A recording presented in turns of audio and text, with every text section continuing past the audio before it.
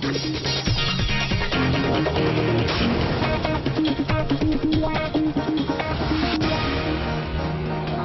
and welcome to CrossTalk. I'm Peter Lavelle. How much of a union is it? Growing separatist movements in Europe challenge many conventional wisdoms about globalization, the nature of state sovereignty, and self-determination. Are we entering a new age of nationalism in Europe and around the world? And has the Great Recession created or merely revealed separatist aspirations?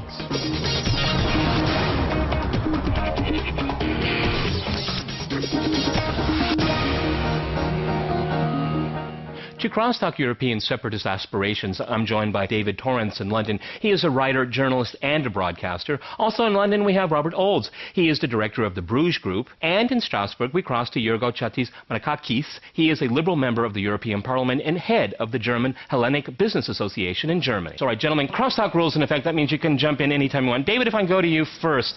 The Nobel Prize, Peace Prize, went to the European Union. But at the same time, we have citizens of Spain, citizens of the UK, citizens of Italy, citizens of Belgium that want to leave their mother state, if we want to put it that way. Separatism. I mean, I thought this was all in the past. It's the union now. How do you explain the difference in new trends? Well, in a sense, there is no difference. I mean, separatist movements have existed in all these countries to some extent for a very long time. In Scotland, in the UK's case, in Scotland, way back to the late 19th century. And it's important to emphasise that although the European Union and the eurozone crisis is a factor, nationalism existed in the UK before the UK was a member of the European Union, and it exists now. The interesting point is that support for Scottish independence is no higher now than it was in the late 1960s. Okay. Jorgo, if I can go to you, I mean, but people are talking about it. Is this a result of the Great Recession because of austerity? It gets more attention? Well, it gets more of attention, especially within the eurozone, Yes. especially in those countries that are suffering from austerity, especially in the south. Look at Spain, where you have autonomous regions that now, under the crisis, under the austerity policy of the European Union, think it would be wiser to become independent. But this is just a current situation talk.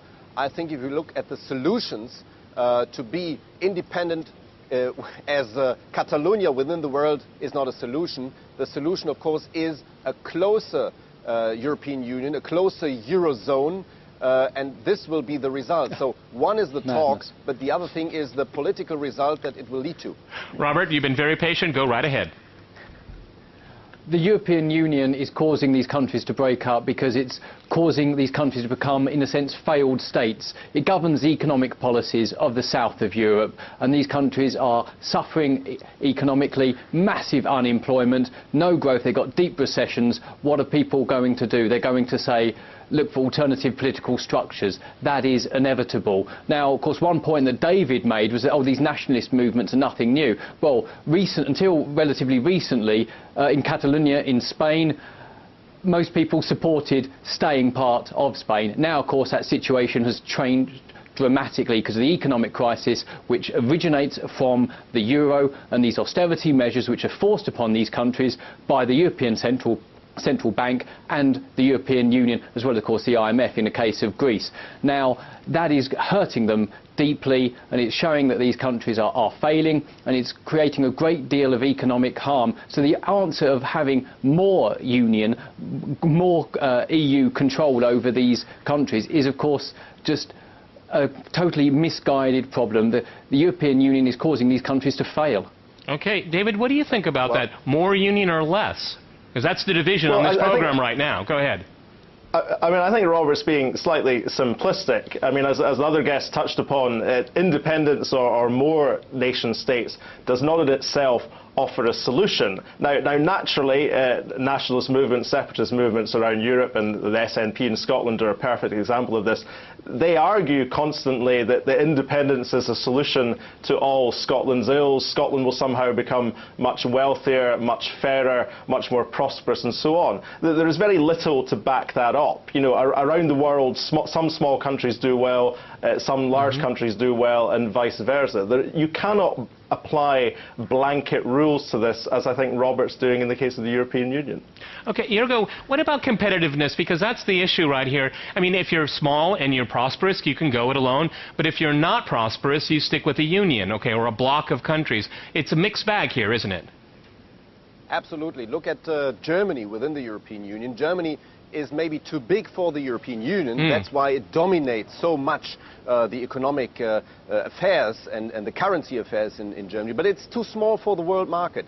That is why, even for Germany, it's much, much better. It's not nonsense. I'm sorry. I am German member of parliament. I know exactly that two-thirds. You're saying to Germany, one of the recently been a dynamic economy. The programme is called CrossTalk, and you've made just a basic fact. There's countries that are a lot smaller than Germany that do very well in the world. There's Singapore, which is a tiny nation which has a great deal of prosperity. Switzerland is very small, yet of course that has a higher GDP than any other state within the EU. Iceland is a small country, yet they have higher inward investment than other EU states. To pretend that Germany is too small to go within the world. Okay, all right, Robert, let me jump in. Go, please. Continue your point. Go right. Congratulations to tell us that Singapore, one of the richest countries of the world, would be there without German money, or Switzerland without German money. Somebody has to work to produce in order to get all this money into Switzerland, and that's Germany at the moment. And Germany lives from the eurozone and from the European Union market. But nevertheless, I think the answer is that we need more regional and ethnical movements like the Scottish, like the Flemish, or like the Catalonian. I have no problem with it. But we need at the same time a stronger European Union. That's no contradiction at all. What we need is to get rid of the nation state. The current problems we have in the euro crisis has to do with different strategies of France, of Germany. So we have to have less influence by the national capitals, more stronger federal ties of the European Union, possibly without Great Britain. Hugo, thank you very much for that. Thank you. You've been very honest, and I respect that. You disagree with the nation state. And at last we've had some honesty in this debate, because the choice is really between, do we want to hand more powers to the unelected and unaccountable institutions of the European Union, or, of course, have a return to power of the nation-states. And you've been very clear, Robert, you support the EU, and you disagree with the nation-state. You want to see that undermined. Well, I don't. The nation-state is actually the cornerstone of democracy within any country. When you have a nation-state, that's what works best. And because the EU has undermined the nation-state, and because German economic policy has been imposed on countries where it doesn't fit, such as Italy, Greece, and, as you know well, and, of course, Spain, then we see economic harm and we see economic damage. Really, the answer is to return powers to nation-state, not destroy it as you want to. Okay, David, jump in. Where do you say? Look, David, please. Well, it sounds like Robert's going in the opposite direction and arguing that the European Union should cease to exist altogether and it should break up into its component parts. But the point there is where does it all end? Where does it all end? But do you then reduce Germany to its component parts? Do you reduce Italy to its component parts? And where does it end in the UK? Do you have England boiled down to its ancient counties? You cannot apply blanket rules in this. And all Robert's comments are very specific to the southern European nations. I'd love to hear how he thinks. My position. How does Scotland fit into your rationale? Absolutely. I would ask also, Robert... Most people in Scotland want to stay within the United Kingdom, as you've already said, and the polls haven't moved in that direction, and more people in Scotland wanting independence. In fact, they've moved the other direction, and most people want to stay within the UK. But there's still austerity, the British nation-state has existed for over 300 years, or 305 years now. There's been union between England and Scotland, and it's worked very well for the British people. There's no reason to change that. What we don't want is a situation where the European Union takes more power away from citizens, yet at the same time using the Committee of the Regions and the EU structural funds to balkanise countries and to undermine the sovereignty of the nation-state and have them broken up into their constituent nations. All right, let's go to Jorgo. Let's go to Strasbourg. Which will unleash ethnic tensions in Europe again. Let's go to Strasbourg. Sorry, that is the biggest crap I ever heard. Sorry. You talk about 1% of GDP. That's just plain abuse. I'm very sorry, and that's nothing. So I represent the only directly elected chamber in Europe. That's the European Parliament. I'm in favor of more. It's not a real parliament. No, there's nothing. It's not a real parliament. I am no, it doesn't form a government. It doesn't initiate legislation. That comes from the Commission, which is unelected. Sorry. We do elect the Commission. Talking shop. And we do stop the Commission if they do mistakes. But let me tell you that. Because you said we have to be honest. The time has come now where we have to separate the ones who want a closer cooperating European Union and the ones who want to stay out. And the United Kingdom, UK, definitely made some decisions, historical decisions, the last 3 summits, where it says we want to stay out. And please forgive me, but the rest of the eurozone will continue, even the Greeks. I have double citizenship. I sit here in front of you as a German MEP, but also as a Greek citizen, because I'm also Greek. And I can tell you, the historical decision of the Greeks in favor of the financial transaction tax is the core. It says that the Greeks want to be with the nations that go ahead into a fiscal union, which is a federal fiscal state. And that's what we will see. Okay, let me ask David before we go to the break. Unemployment, David, is this cutting pensions? Please, Robert. David, is this democratic, having a more federal union right now, without asking the people themselves?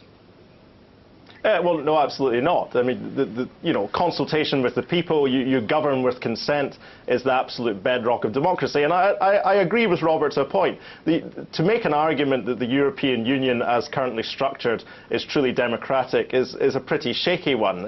Not least because the Commission isn't directly elected. Sure, the European Parliament is elected, but that's one of the weaker components. And as the other guest says, a choice has to be made in this. But that's where the contradiction lies with a lot of the nationalist movement. We're going to go to a short break, and after that short break, we'll continue our discussion on European separatism. Stay with RT.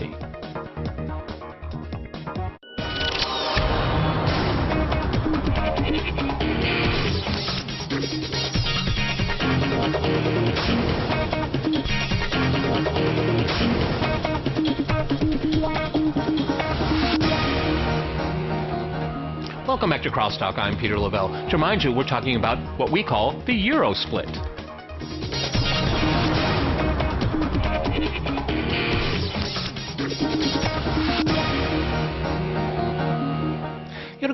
What would, in a situation where, let's say, the Basque win an election, a referendum, and leave Spain, and the Spanish central authorities will say, we won't let you into the European Union. That's not very nice, is it? I mean, self-determination there. What my point is, in the European Union today, is self-determination over? It's done? Well, you have 2 big trends. You have the globalization, where China plays a big role, or all the BRICS, Brazil, Russia, India, and of course China. And the European countries can only compete if they fit also into a big bloc. That's the European Union, with 500 inhabitants of this big market. On the other hand, the trend is regionalization. And I see no contradiction in having a Europe of the regions, with less influence of the nation states, stronger influence of the regions, but a very, very federal aspect of. But what you're also saying is that your identity is European, if you like it or not. That's what the logic dictates. Yes, there are a lot of European patriots already that are all over Europe. There are a lot of Germans who live in Sicilia or on a Spanish island all over the year. They watch German TV, they read German newspapers, but they live in another country. So you have a lot of these Europeans. They are European patriots, and they want the European Union. Well, they have European passports. Robert, what do you think about that? Identity. It's an identity issue as well, not only a bureaucratic one. Well, we're seeing a tacit admission that the European Union has an agenda to undermine the nation states, but to pretend that we have to belong to a supranational political structure, the European Union, to compete in the global marketplace is incorrect. The countries outside of the European Union, Norway, Switzerland, they're a lot better off than the EU. The EU isn't working, to be frank. Look at the problems in the south of Europe, and even France and Germany are going into recession. The EU is not working, it's hurting the economy, it's creating unemployment, and we're seeing the decline of Europe because it's controlling approach makes business regulation uncompetitive, and it just damages the economy. And we see the growth of the Southeast Asia and other countries such as Brazil, where the economies are growing because they haven't followed the European Union's model of over-regulation and excessive interference. The EU is creating unemployment, and it's better off that countries were to take back control of their own affairs and have their own currencies that suit their own best interests. Okay. The euro, as well as the EU, is a failure. Okay, David, I mean, maybe, let's say in theory, more Europe is necessary to save the Union and the euro, but how do you sell that to people, saying all we're getting is austerity? I mean, how do you square the circle? It's very difficult. I mean, it's probably almost impossible to square the circle because all those tensions are there. And if you say to the Greeks or the Spanish or the Portuguese, the solution to your pain is more of the European Union, they'll naturally react against that. But again, the dynamics are very interesting because the Catalan separatists, the Basque separatists, and also the Scottish nationalists, they all want to be part of a European Union, but as new nation states, as new member states within that. They all assume they're going to be let into the club, and perhaps they are, but it won't be easy. Okay. If we go back to Strasbourg, Jorgo, what do you think about that? I mean, let them have their own nation state and join the European Union. Why not? Nothing against it. I mean, we see in Belgium, for instance, where the Flemish part wants to become more and more independent, that there are movements all over Europe. We have, even in Germany, a debate about Bavaria. It's a rather theoretical, intellectual debate, but some Bavarians say we would be better off if we would be outside Germany, because we live in a transfer union within Germany, so we better be a sovereign country, Germans probably a sovereign agree. member of the. Some Germans might agree. Well, but, as long as they keep producing good beer, it's fine with me. Okay. They will, and also good cars. But I would like to answer Robert. He talked about Norway and Switzerland. Yes, they are very, very successful countries, but Switzerland would be nothing without the bank regulation, and Norway would be nothing without oil.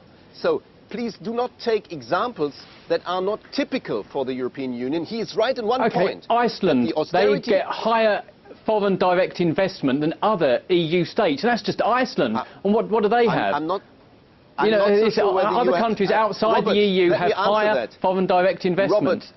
Robert, let me answer that. You might be soon outside the European Union, but Iceland, have you visited Iceland the last year? Please go there. We have a tremendous problem of fiscal policy there, a tremendous problem of debt. So Iceland is not a good example.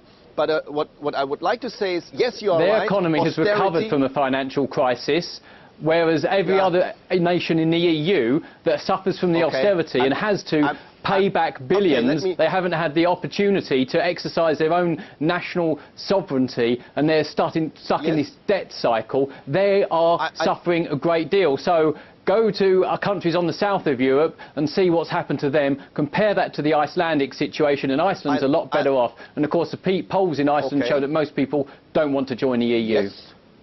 Okay, you are right that Iceland has gone through the crisis. That is what most of the countries in the south of Europe are doing now. They are going through an austerity that they would anyhow, with or without the European Union, have to go through.